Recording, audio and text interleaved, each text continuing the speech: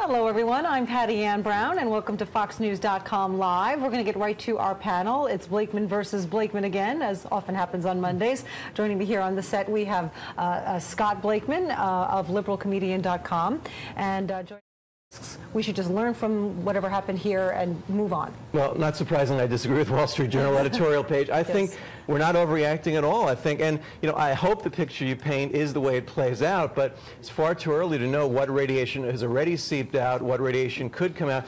You know, here we are sitting right now in New York City in Midtown, 24 miles north of us in Westchester's Indian Point Power Plant. Just last November, I think like a very little news coverage, they had a transformer explosion, and thank God, as far as we know, no radiation was let out. But you know, it's a very dangerous situation. Japan did everything they could to stop tsunamis and earthquakes, and there was a limit to what they could do. But as far as nuclear energy and the policy, they have made mistakes. Many of their nuclear reactors are built near the coastlines, which is a recipe for disaster with other tsunamis. So absolutely, I agree with Joe Lieberman, who said, let's, you know, right now, let's really examine this, and instead of rushing ahead and building nuclear power plants, you know, I've been opposed to nuclear energy. I think it's unless someday it could be proven to be totally safe, I don't think we should go down that road. So Nunu points to a recent NBC Wall Street Journal poll that says that found that people said reducing Medicare and Social Security for wealthier retirees was supported by 62% of those asked. Raising the Social Security retirement age to 69 was backed by a 56 to 42 margin.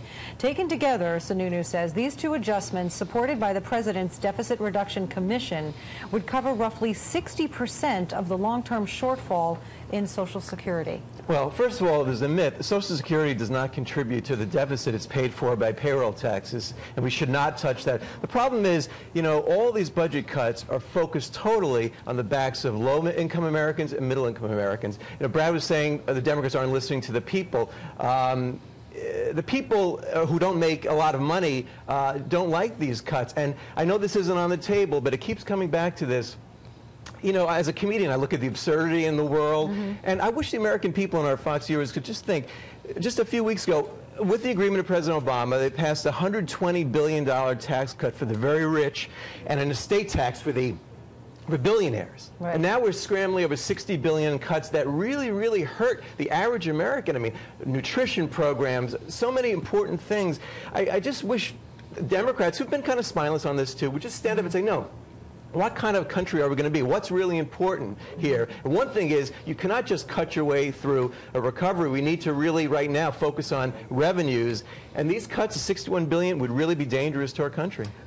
Scott, last word on this, and we have another topic. Social Security, you know, again, you hear in the media, oh, it's going bankrupt. It's not going bankrupt. Like anything, bankrupt. Bankrupt is not a real word. Like anything, it needs to be tweaked, as Brad said, but not on the backs of low income. I would be in favor of some means testing. If you're very rich, maybe there could be some changes there. But again, I would wish Americans would take the time to look at what the $61 billion the Republicans are proposing. Right. Go down the list. They're horrendous cuts, and they would hurt Americans. Okay.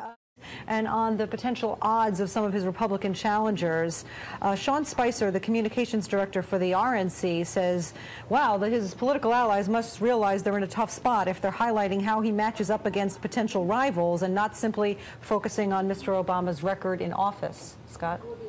Well, I think President Obama will have a lot to run on in 2012 already. He's accomplished a lot. And, you know, money in politics is a big issue. And the Supreme Court decision, Citizens United, opening up the floodgates for corporations to spend money, it's all Americans should be concerned about that. I think that makes us less free as Americans when, first of all, you can't run if you're not rich or have no rich people, and that influences our policy. And so I'm very concerned about that. But is that, Brad, I guess I'll throw this to you. I kind of like to ask Scott, but you know, is it true that in this age of the internet and grassroots and the Tea Party, do you really have to be wealthy to run for office these days, or is it just, can you be much more at a lower level? Certainly helps to have money, but no, money is not the end-all in politics anymore because of social media. And Scott, my friend, I will tell you this, that President Obama will have a lot to run away from when he decides. A lot of Republicans lining up to run against President Obama, and he's going to have a lot of explaining to do to the American people. Although I'd have to say, I wonder why, as people point out, there are more Republicans lining up already. And the thing is, American people, even if times are tough, you have to have another side saying, okay, this is what we can do. And I don't think the Republicans have articulated another point of view. And recently this whole attack on labor unions and just working people is not resonating with independents, certainly. And if the Republicans want to go down that road, leaving the president in droves. Look at the Fox News opinion poll. Well, I've seen many polls that say the opposite of that. And going after unions, which is not the problem, it's not what's bankrupting our states. And next week is the 100th anniversary of the Triangle Shirtwaist Factory fire. Horrendous thing, hundreds killed. Do we want to go back to that in America with sweatshops and exit doors locked? I think that's the Republicans' philosophy. No, you'll never do. No. Very quickly, That's a scare tactic. we set the clocks ahead yesterday. That's a scare tactic. In Wisconsin, they set the clocks back to 1925. So, you know.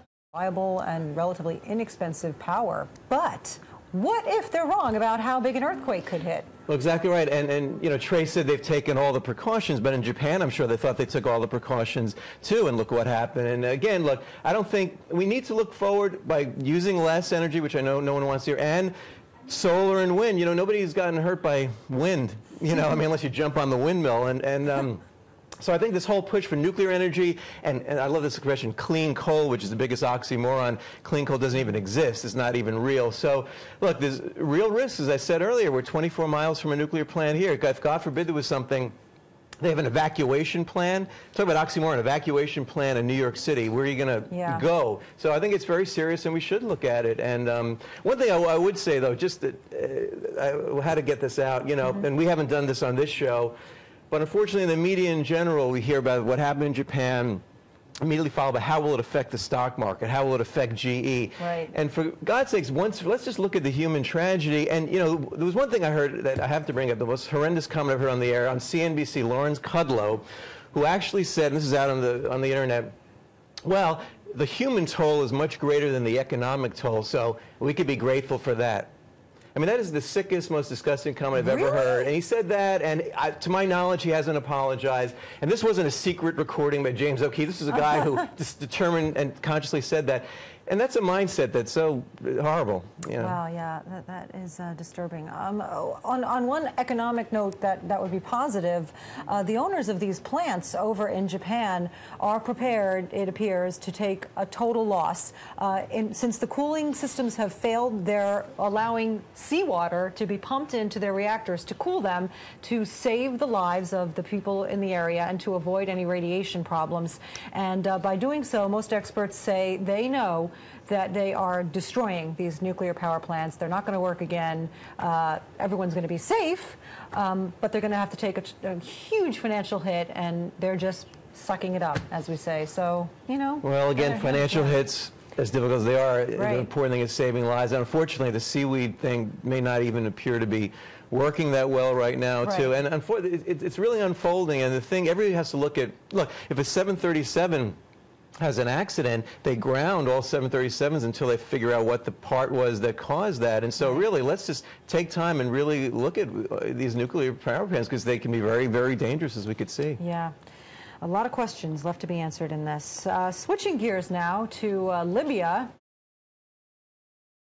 I'm glad you bring up the P.J. Crowley thing, because it's very quickly, again, whatever side of the political spectrum we are. I think it's refreshing to have a guy finally to speak his mind and not backtrack and apologize. And people who don't know, he was the State Department spokesperson who said, rightly so, that Private Manning is, I would say, being tortured in some way. I mean, 23 hours of solitary, having to be naked, which doesn't have to be torture, but in his case, it is, you know. And he came out and said it, forced to resign, and didn't backtrack and said, I was right. And again, it's refreshing to hear someone who's stuck to his principles, say, I think this is wrong, and he lost his job, and he doesn't backtrack. And something else you don't want to miss? Scott Blakeman's big show. Tell us about this. I'm going to be part of a show called Laughing Liberally. This Ain't No Tea Party, which premieres. The first preview is tonight in New York. You find out more at my website, liberalcomedian.com. And it's a great group of myself and other very funny political comedians from the left, and it runs all the way into May. And it's, I think, people from the left, right, and anybody who wants to laugh should come. Greg, I hope you can. But you're going to slam the Tea Party, as implied by the I don't know if the Tea Party even really exists. So I don't know what I could really slam. But we'll touch on that. I mean, it's a title, but I try to be fair. Not necessarily balanced, but fair in my comedy. So, you know, everybody should have a good time. And that's liberalcomedian.com for more information on that. All right, Greg Gutfeld, Scott Blakeman. Thank you, Patti Ann. I'm Patti Ann Browne.